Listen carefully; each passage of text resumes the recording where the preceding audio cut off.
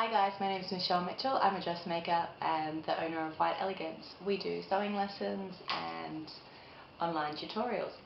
Today what we're going to be doing is just your basic straight stitch and some finishes on those straight stitches. So making sure your raw edge is no longer a raw edge, so your garment doesn't fray. What I've got through my sewing machine is some white thread and I have a green piece of fabric. If you're a brand new sewer, your fabric should be a cotton drill, a polycotton, or even a calico fabric. This will make sure it's much easier for you to thread through the machine and much easier for you to control. When you begin, what you need to do is make sure your seam allowance is consistent throughout your entire seam.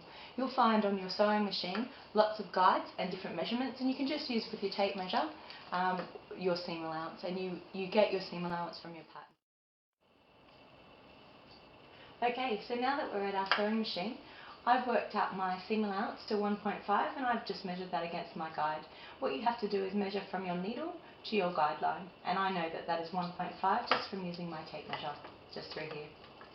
Now, we'll get our bit of fabric, we're going to put the foot down, and the easiest way to control your sewing machine is just to put your foot up and down on the pedal constantly. This will stop the fabric from running away from you. You've got to remember, as a new sewer, you're in control of the machine. So just lift your foot up and down constantly. So I've dropped my foot, I'm going to drop my needle and do a couple of stitches. If I turn my machine on first. Okay, so there's one safety rule, guys. Always have your machine off before you get to your machine and are ready to start. That way your machine pedal won't start without you being ready. So there's my couple of stitches, and I'm going to back stitch back. You can see in my machine that the back stitch is just here. You'll have to check your instruction manual to make sure you're aware of where your back stitching is. Now I'm just going to run forward and taking the pins out as I go.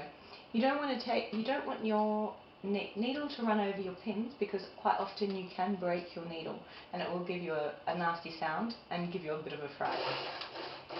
So as you can see, I'm guiding through the machine and I'm just following along my guideline, which is a 1.5 seam allowance. You can also hear my machine foot going up and down, and that's just making sure I'm in control of the machine rather than it being in control of me. Now as I'm coming to the end, there's another pin there, I'll take that out, and I'm getting ready to back stitch now as well.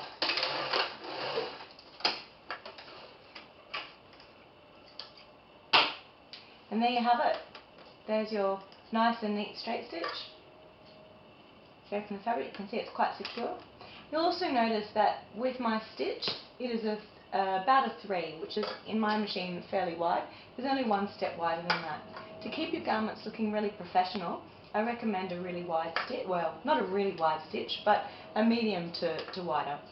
Also, the other thing that benefits you from that is if you have to unpick something, it's not so difficult. So if you have it on about a 1 or 2, it becomes quite difficult to unstitch.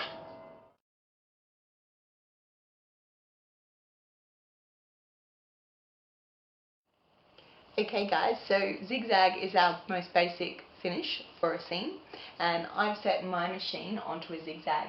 Each machine will be slightly different, so you will need to check your own sewing machine manual to make sure that you've got the right zigzag. You need to make sure the width is quite wide for the zigzag, but keep your stitch width at a 3.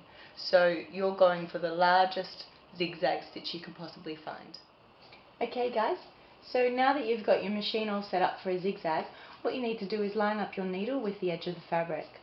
So I'm just going to swing around my needle, just holding the dial, not having my foot on the pedal, to check that the next part that the needle hits is the very edge of the fabric. This way it will stop the fabric from fraying on your garment. So I'm quite happy with that, and I'm going to get started.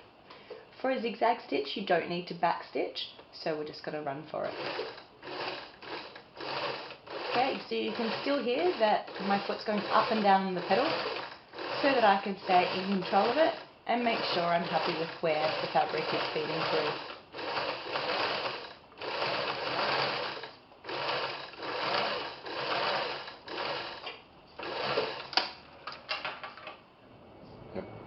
As you can see guys, the zigzag has hit the edge of the fabric, which was exactly what we were going for.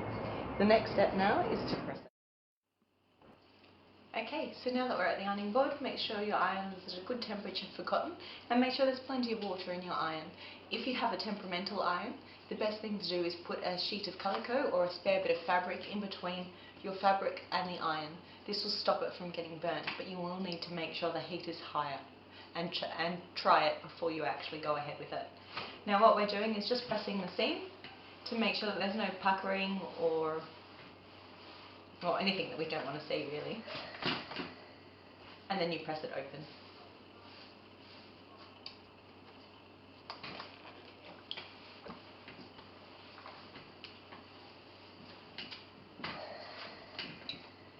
As you can see, that's our finished piece, and it is the zigzag version.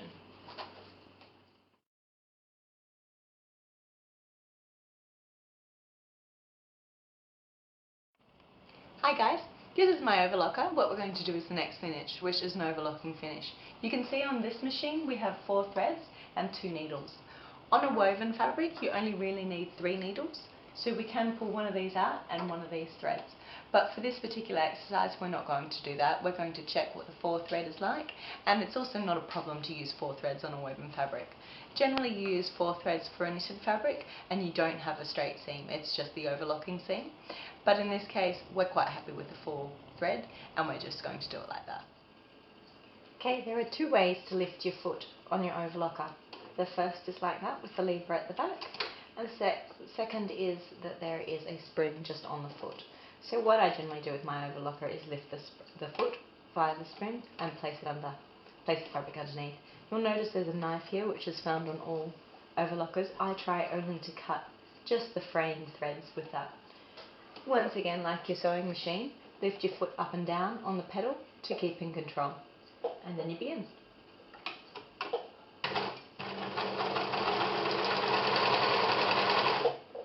Once you start, just check that the thread at the back is all going towards the back and it's threading through nicely.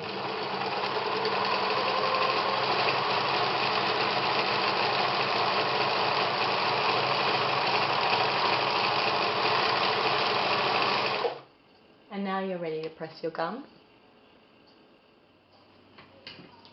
This is our overlocked piece. We're going to cut off any unnecessary trims, or threads I should say. Press it flat again. See how it just gives it a much smoother line? And you will notice that there is a right and a wrong side to your overlocking. It's probably very hard for you to see through the video, but the back side is actually the wrong side and it is a different type of stitch to what's on top. Make sure the right side of the overlocking is pressed to the back, not the wrong side.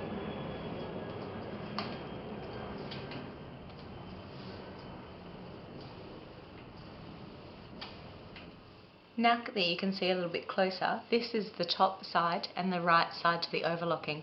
On the back, which I've pressed against the fabric, you will notice the bottom side.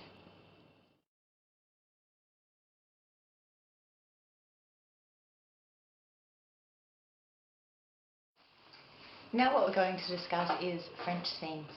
We're going to use a bit of fabric again as a sample and create a French seam with this. Ideally this is not the correct kind of fabric to be using. You should really use a chiffon or an organza, something sheer and quite lightweight. But you need to practice on something and this is the best way to learn.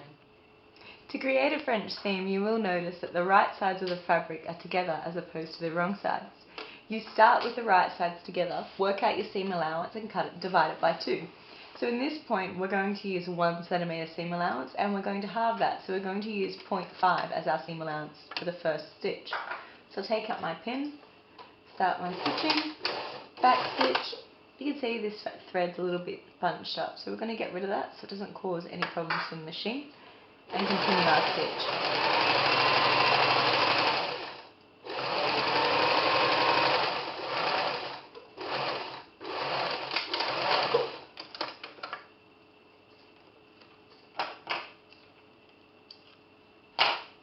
Now what we're going to do is trim this back to 0.3 and we're going to iron it open. Okay, so now you can see we have ironed and trimmed back our seam allowance so that it is now going to be on the outside, or the inside of the garment I should say. We've now lined up our foot, so we've got another 0.5 seam allowance, and we'll begin stitching. Back stitch, and all the way down.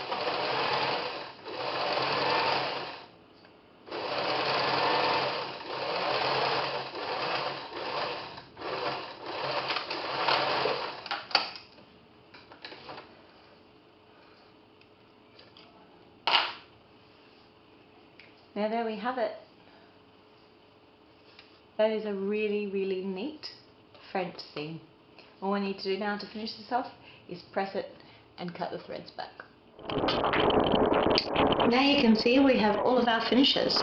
We have the zigzag finish, the overlock finish, and the French seam finish, all having exactly the same result on the outside of the garment. It is really up to you which seams that you choose to do on your garment, but for the French seam I recommend you only use that on a lightweight.